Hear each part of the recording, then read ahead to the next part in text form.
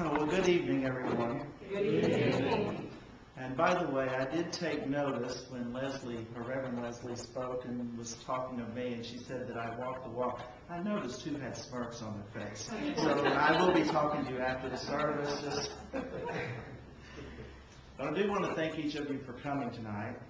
And tonight, I'm going to be talking about one of the lesser-known natural laws, or it's the lesser discussed one, either way. Whenever we talk about natural law, most often we instantly think of the law of attraction. And many people use natural law, or the term natural law, and law of attraction as though they're one. And in some ways they are. However, there is more to natural law than law of attraction. And the law of attraction is the one that is thought of the most because it is the one that nearly everyone on the street can describe it to you in some fashion or some form. But it's undeniably natural law. It's undeniably the law of attraction.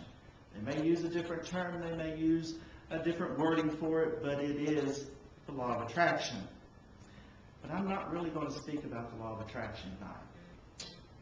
Tonight's law that I'm going to be discussing is the law of potential. And that's one that some people may not even know exists. How many of you have never heard of the law of potential before? Well, quite a few of you. We're going to have an exciting time tonight. This weekend, Nancy and I had the privilege of being at She Revolution. And there's no way I can describe it other than just saying, wow. It was the most incredible event I've ever been to in my life. And it has really totally changed me. And it's changed me to the point that I was having a hard time collecting my thoughts together for this because there's so much I want to say and there's so little time to say it in. But I wanted to bring to you the law of potential because this weekend, the thing that awoke in me the most was the potential that I have. The law of the potential states the key to all achievement is within us. Think about those words. The key to all achievement is within us. Every one of us has the key to achievement within us. We are born with it. It is the God spark that is given to every one of us. And it is in everyone, regardless of your education, regardless of your socioeconomic background, regardless of who divorced you, it's there. You have it. It's there for you to open up and just to release. I would like for us to say that together. Let's quote that law together. The key to all achievement is within us. Those are some very powerful words. But if I give you a set of keys, and I don't even tell you what building they go to, or if I gave you my key ring, and it has all the keys to the church here on it, you may look for hours before you figure out which key even opened the gate out here. So we have to not only have the key, but we have to have a roadmap or a plan. That roadmap or that plan is something that we all have to work on. I know we all, well, maybe not everyone, but the majority of us knows Jim McConnell, member of our church. He's a founding member of our church. Those of you who don't know him, for this story that I'm going to tell, I would like for you just to think about the person that you know of that's the oldest person alive right now. And you can apply the lesson that I'm going to talk about Jim with this. Now, I'm not saying Jim's an old man, but he was probably in his 20s when I was born, at least. But I'm being kind. But I'd like for us to think about Jim for a moment. He did not have the potential that I've got. And Jim's a fine man. And Jim has done great things. And Jim has accomplished many things in his life. And I hope someday that I can accomplish some of the things that he has accomplished. But when I think about the advantages that I have, because let's think for a moment. When Jim was my age, how was his life? Well, fewer than 20% of the homes had computers, and they were known as Commodores.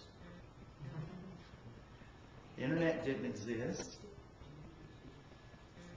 Jim had to wait to the end of the day and got all of his phone calls on a box called answering machines. I don't know if any of us even have an answering machine anymore because we all have voicemail on our cell phones. So his life was very different than mine. And let's think now about Jim's father. What was his life like? Well, he probably grew up in a home without air conditioning. When he was my age, the luxury items were things like black and white TVs that got 3 or 4 channels, if they were in a good signal zone.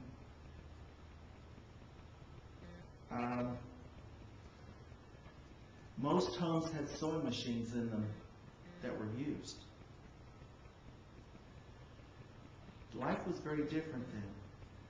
And let's think back to Jim's grandfather, another generation back. That generation, if they saw the news that we take for granted, it was on a big screen in a movie theater. Much like we would go see a cinema today, they went to see the news. Most often they heard the news on a radio with everyone gathered around, and electricity was the luxury item, and it just burned a few bulbs and the radio. Refrigerators in that generation was the thing that the wealthiest of people got when they came out. And I was reading some statistics on that generation, and we're talking about, again, Jim's grandfather, who would be many of our great-grandfathers. 70% of the food consumed by Americans in that generation was homegrown and home-produced. And that's from the U.S. Census Bureau. Life was very different then. We have all the advantages of the internet with information at our fingertips, and we're able to access it. And what do we do with it? I'm going to tell you like a typical evening for me. And when I wrote this, I wrote down exactly what had happened the day before. All these conveniences that I had used. On my way home, I had called someone on my cell phone as I was fighting traffic and talked about the disastrous haircut that I'd received, and I went and got my haircut shorter. I then went on home to my home, and I went on and got on the internet, and I ordered a pizza from PizzaHut.com so I could go and watch what I had TiVo'd from the night before. So I could rush out the door to get over here to church for a meeting. That was my day. Does it sound a little different from yours? Maybe, maybe not. But how many of us know more of the intimate details of the folks on American Idol or Survival or any of the other reality TVs than we know our own partners or we know our families? And how many of us know more details and more facts that we've read on the internet that may or may not be true than we know about our next door neighbor? And how many of us rush home to get on Facebook rather than sitting down and having a conversation with someone face to face? Now, when I wrote this, I was looking in the mirror. I'm not saying anything to you guys that I don't already feel, but I have vowed to change. Because I have to question, when our loved ones come through at our message time, I have to feel like they look at us and think, all this potential, and it's going to waste.